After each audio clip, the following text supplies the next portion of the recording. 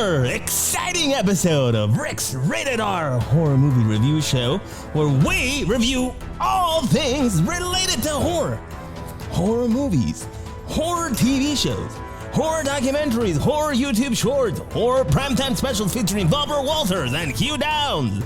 Horror absolutely everything and anything that creepy story your grandmother told you when you were 4 years old so you would just shut up and go to sleep. We'll review that story here too because we absolutely love this shit. But around here, the very special type of horror that we really, really enjoy. And that's horror that has to deal with the Catholic Church.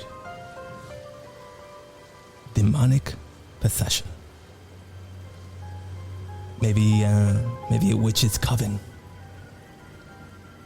Maybe there's a ghost in your attic and it just haunts you because you know what? Fuck it. It doesn't want to cross over. It wants to stay here. This is his house. This is my house. And in my house, I haunt. Maybe it's an alien movie about some creepy aliens. Anyway, around here, we absolutely love anything and everything that has to do with horror. And if this is your first time on our show, welcome. We love having you here. If you are a returning listener, welcome back.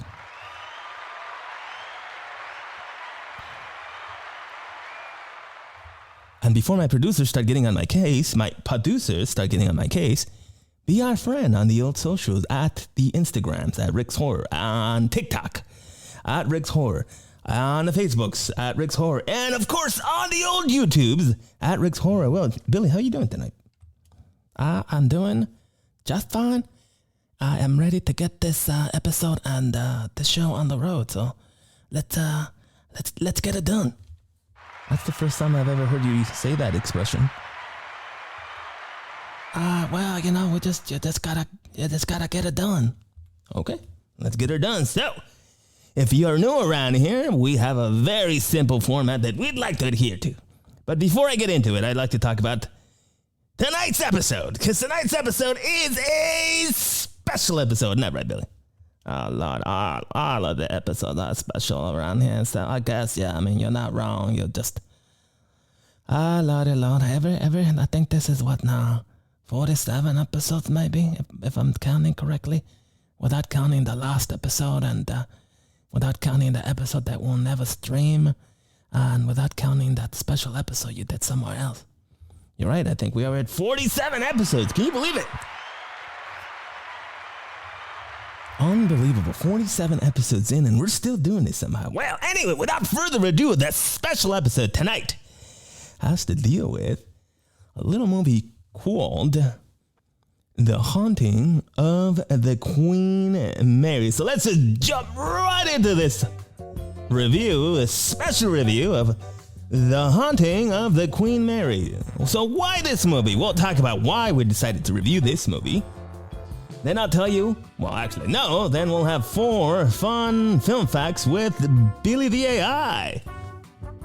After that, I'll tell you whether or not this film was scary or not. Hey, mister, is this film scary? Who let this damn child in here again? Get out of here, child. Is the jump scare overused? I won't tell you if this movie has or doesn't have jump scares. I'll just tell you if it's overused. I don't want to spoil anything. By the way, before I get any further into this part of the show will be 100% spoiler free.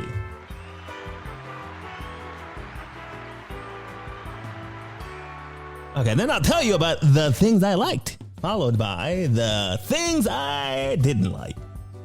Then I'll give you my opinion on whether or not I thought this film was entertaining or not.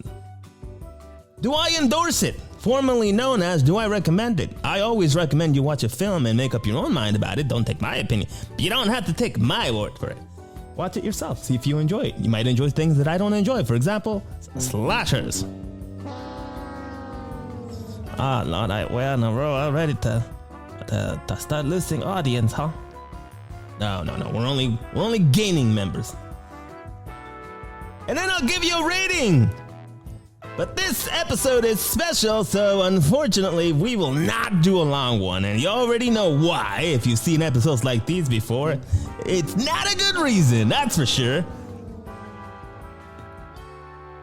Billy, are you ready to get the remainder of the show started? I'm ready. Yeah, let's get right into it. Are you gonna talk about why this movie? Is that the thing? Yep. Why this movie? Okay, so I just love this music. I love it too. So why this movie? Well, we're in Los Angeles and Long Beach. Long Beach is just down the street. It's in LA County, and a movie about the Queen Mary, our Queen Mary that sits at Long Beach. Why the hell not? I've been to the Queen Mary. I've taken the ghost tour at the Queen Mary. I've heard the ghost stories. I've read about the ghost stories. I've been there during the Halloween events. And there's a movie about this? Absolutely. Sign me up. So as soon as I found out that there was a scary movie, a horror film, The Haunting of the Queen Mary, I said to myself, what the hell not? It's down the street. It's part of LA. It's part of LA's history. It's been here for a while. They made a movie out of it. Let's do it. Let's watch it. So that's the reason why I decided to review this film. All right, Billy. So now that I've talked about that, I want you, I want to know if you're ready. You ready for your segment? Yeah. I'm definitely ready to go. So whenever you're ready, you can just cue my music in, and then we'll get the full fun film max ready to go. Okay, Bill. Here we go. I really like this one. Yeah, I really like it too. Can you dance? Yeah, look, I'm dancing right now. Okay, take it away. All right. So this is 4 fun film facts with Billy the AI. Fact number 1. This is actually The Haunting of the Queen Mary was part of a planned trilogy. And The Haunting of the Queen Mary was the first of the trilogy films about the Queen Mary, retired ocean liner that is moored in Long Beach, California, as you just mentioned. The next fun fact is that most of the film was actually shot on location at the Queen Mary. The principal photography took place on board the actual Queen Mary, which is why the movie feels like it's such an authentic setting for this horror film. I mean, I thought it was really authentic, so this wasn't a surprise to me. I already believed this. Yeah. I mean, there's certain shots in there that I'm like, something there looks very familiar. Actually, I'm talking about the carpet. Very distinctive pattern in the carpet. So as soon as I saw that, I'm like, well, I mean, they could have definitely replicated it, but no. Actually, I think they can probably pretty much replicate all this stuff in CGI, but if the ship is there, go visit her. If you're in LA, if you've never been to the Queen Mary, what are you doing with your life? Go visit the old Queen Mary, take the ghost tour. Do yourself a favor. Hey, do yourself a favor.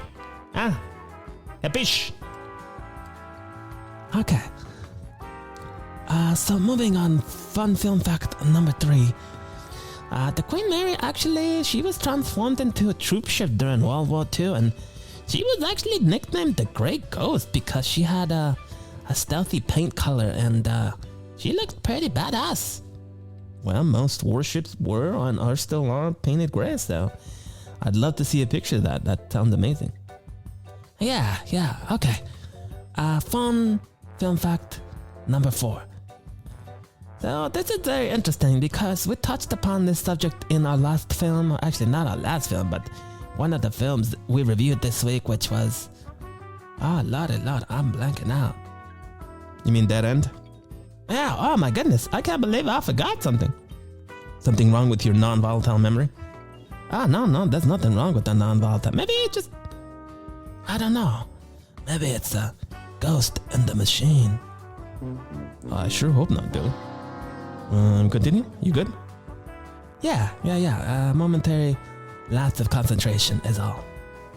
Wow, you really are becoming more and more human. 47 episodes in, I can barely tell that you're not an actual person, but rather just an AI.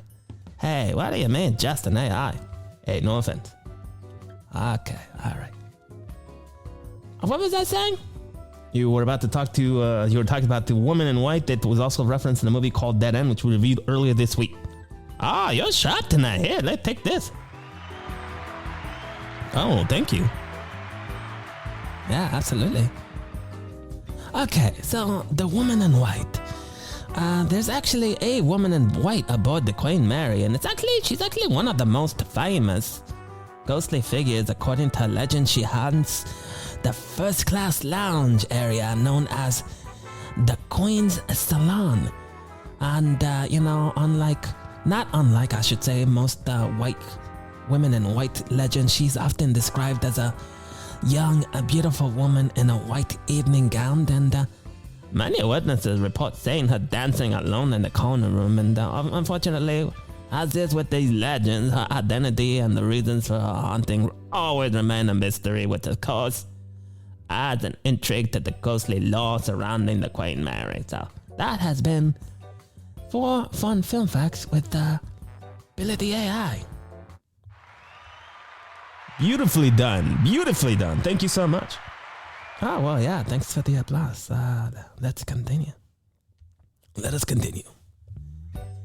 What kind of horror film is this? Well, it should be no surprise to anybody that this is a supernatural horror film.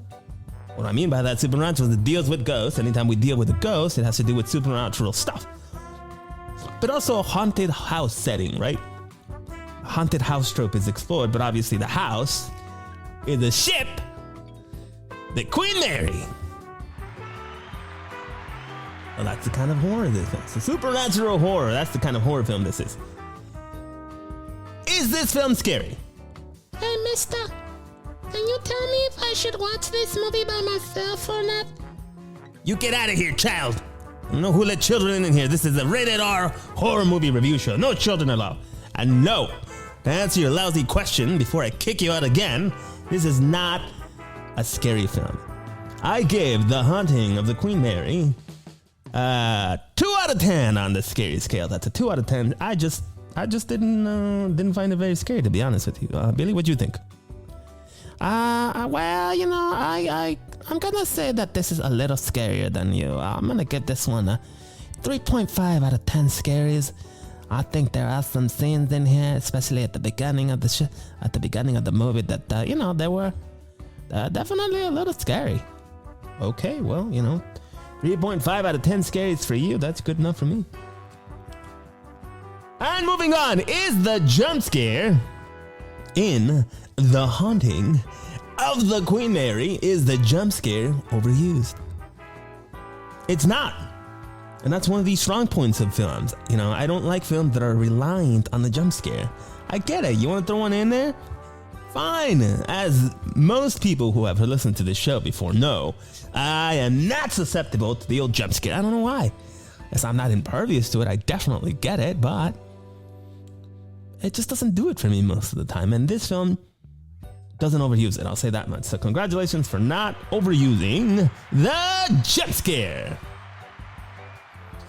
And now on to the things I liked. Okay. I had a really hard time with this film because I really, really wanted to love this thing. I love the Queen Mary. I love the history behind the Queen Mary. I love that the Queen Mary sits at the Long Beach dock. I love everything and anything. I love the idea of a movie being filmed at the Queen Mary about ghosts. And yet, the story felt incomplete. The idea was there, the intent was there, but I needed something else. Like, it wasn't a fleshed out idea, or like they didn't, doodle around, and then somebody's just like, hey, we should make a movie about the Queen Mary, man. Yeah, that sounds great, bro, up top. And they just went and did it. As opposed to, putting some ideas on the old whiteboard, walking through them, seeing whether or not they work on film or they don't work on film. I'm not saying they didn't do it, but I'm saying this is how it felt to me, personally. I felt like it was an incomplete idea. I like the intent. I really, really do. I really wanted to love this film. But unfortunately, I just felt, again, I sound repetitive now, but I felt like the story was incomplete. Billy, what did you think about the story? I thought the story was pretty good, to be honest. I I'm gonna say I don't think the story felt incomplete. I feel like maybe I felt like maybe the story was a little hectic and actually a little too complex in terms of what they were trying to weave together. Okay, well, valid opinion, good sir. Okay, the other thing I didn't, or rather, by the way, that was the thing I liked. I liked the story. Another thing I liked, and I mentioned it several times already, but I like the fact they actually filmed on the Queen Mary. This wasn't CGI. It wasn't overdone. You know, sometimes you can get away, you can get carried away with using CGI, and it's just one of these things that I don't like. Like, name a movie that has too much CGI. Oh, okay. Ladies and gentlemen, a special guest appearance by the Grandmaster Yoda himself, once again joining us to talk about CGI in movies. Grandmaster, welcome, good evening. Great, I am, and you? I'm doing terrific. Thank you for joining us. So tell me, you have been portrayed as CGI in the past, but you've also been portrayed in a practical sense. Do you have a preference for your particular portrayal of yourself or portrayal of other things such as the ship that actually exist, practical versus CGI? A great question you asked. I think both must be employed for a film to be accurately depicting whatever the intent is. I like both. One shan't be overused over the other. A balance and a force must be taken. Expected. It is the way of the Jedi. It is the way that things must be done. This is the way. Absolutely. My goodness, what an honor. We bless us with such wisdom, Master Yoda. Thank you so much for joining us once again. And, you're welcome here anytime. Back I shall be. Your show I love. Have a good evening now. Wow. You hear that, Billy? The Grandmaster himself says he loves our show. Oh my goodness, don't toot your own horn now. I think it's just being kind of nice. Damn, Billy. You're cold. I think, he's a real nice guy. I really like that Yoda fella. Okay. Where were we?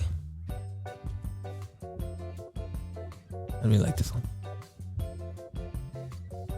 So I like the fact that it was actually used at the Queen Mary and not a CGI version of the Queen Mary. Of course, some instances there are. There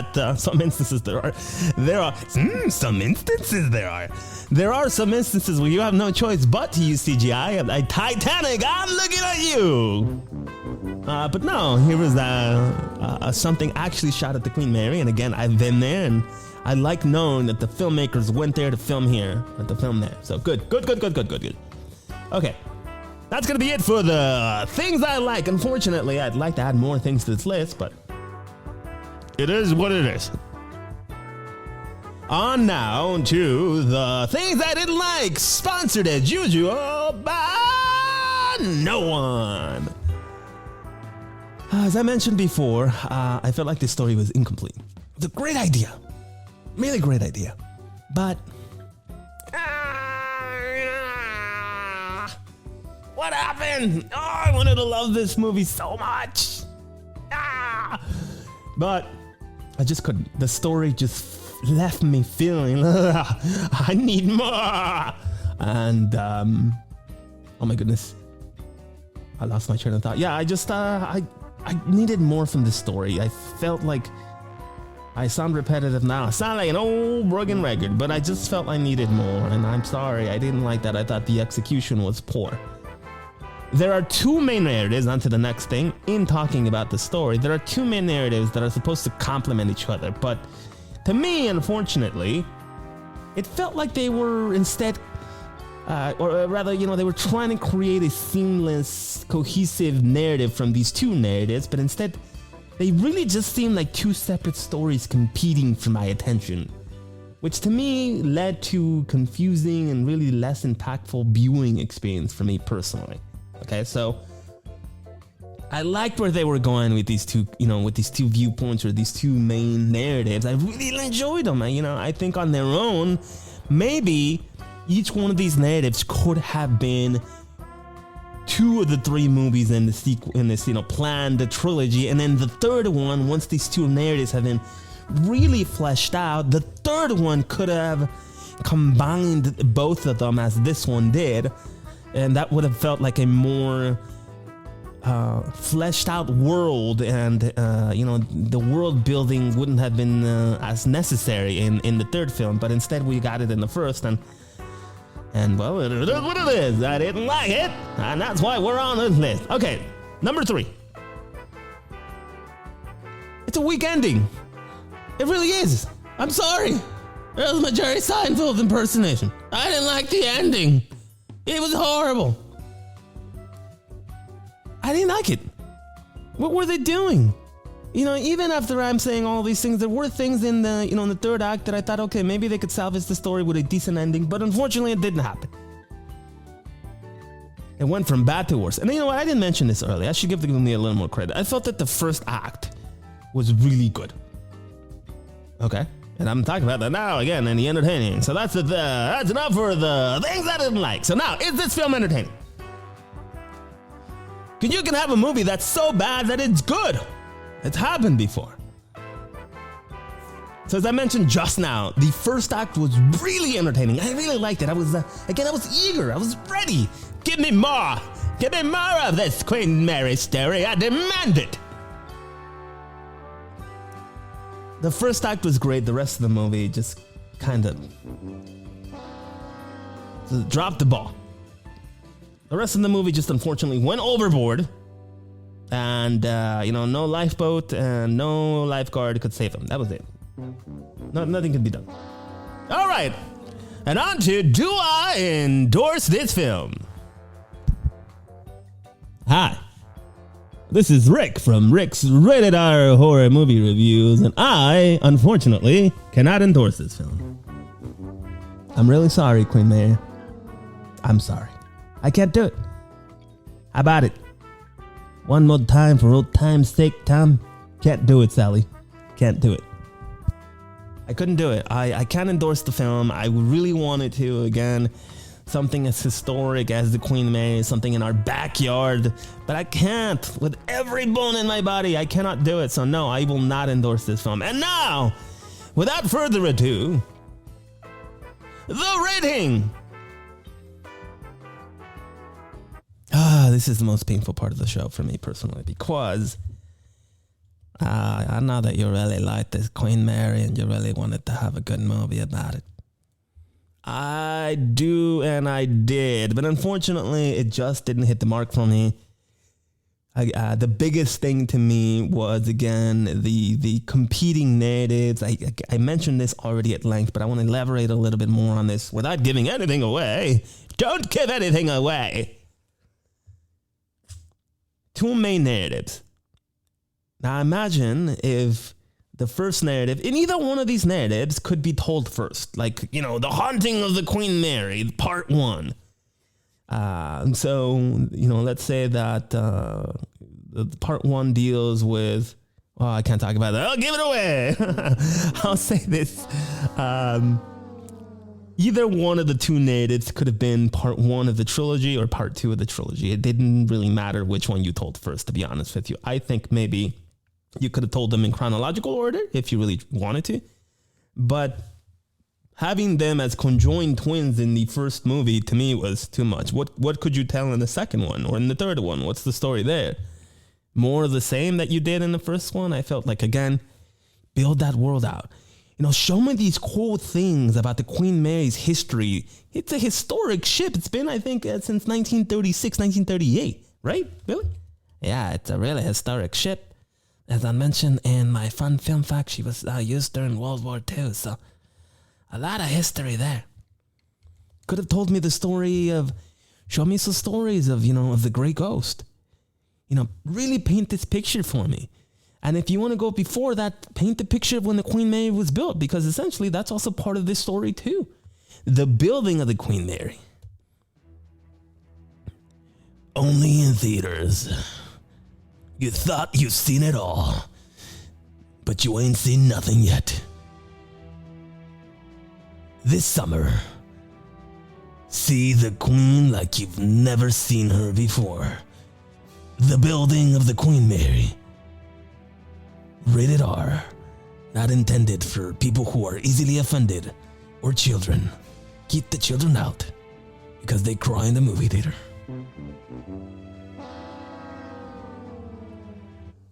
So tell the story of the Queen Mary. Give me as much as you can pack in. I think this movie was like 2 hours and 2 hours and 10 minutes, maybe something like that. I don't have the exact runtime, but yeah, I think it was around that amount of time. So tell me that story in 2 hours from that first narrative I mentioned, and then the second narrative, I think you can build on. I think we could have used more of that second narrative to really establish and again do the world building. Tell me more about these characters in that second narrative. Why are they here? What's their motivation? What's their interest in the Queen Mary? Did they have a talk show? Did they did they do horror movie reviews and suddenly want to write about something? Tell me more. I want more. And you can flesh that idea out thoroughly, merrily, and paint a nice picture with that. And give me a nice second movie. And then in the third movie, give me the end game. And now, the final film in the Haunting of the Queen Mary series. Part 3. The Queen sets off into the sunset. This film has not yet been rated, but it probably won't be for people who are easily offended or children, because they need to go to the restroom too often.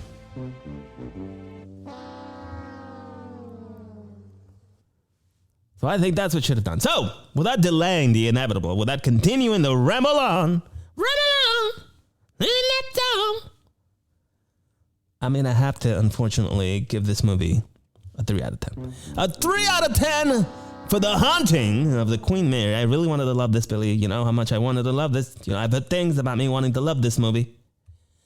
Yeah, I don't disagree with you on a lot of what you just described. I think maybe some world building could have been very beneficial to these stories, which I think, were good stories, just maybe not enough of it. But yeah, I'm gonna give this.